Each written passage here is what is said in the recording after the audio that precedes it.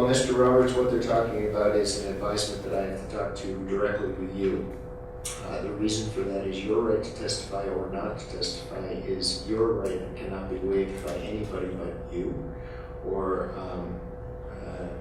it can be asserted by somebody other than you, but it has to be your decision whether you're going to testify or not. Your lawyer can give you advice either direction, but ultimately that's advice. The decision is yours to make. Do you understand that? Sir. And so let me go through some of the reasons. Well, first of all, I'll state the right directly. You have the right to testify in this case. If you want to testify, nobody can stop you. You also have the right not to testify, and if you do that, I'll tell you what I'll tell the jury and what you've already heard me tell the jury at one point. But let's go over some of the positives and minuses so you can weigh this in your head and make your decision knowingly. First of all, if you do testify, you will be also subject to cross-examination.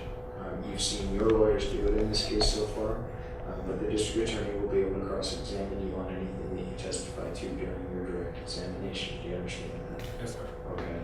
During that cross-examination, if you have been convicted of any prior felonies or other charges that might go to your credibility, the people would have the right to attempt, I say attempt, because they could try and use that against you, subject to objection.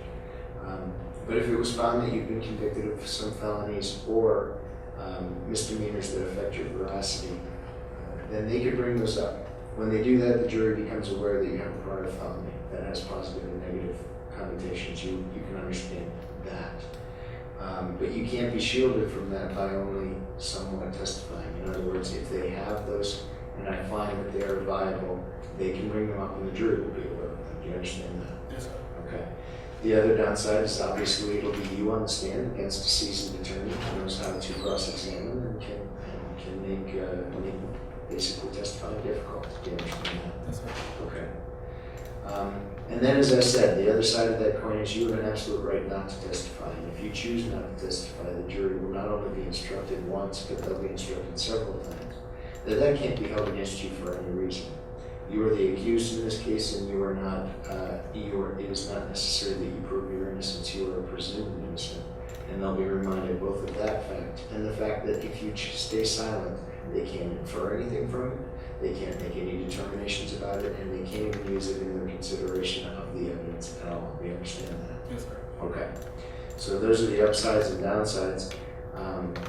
We're going to ask you now if you've made a determination if you want to testify. And if you change your mind, you have an absolute right to do so until your attorney says we rest our case. Do you understand that? Yes, sir. Okay. Well, at this time, have you thought about it? Yes, sir. And talked with your lawyer about it? Yes. All right, here's some of the questions that I have to ask. Are you thinking clearly today? Yes, sir. Under any drugs, medication, or anything else? Yes, sir. Okay.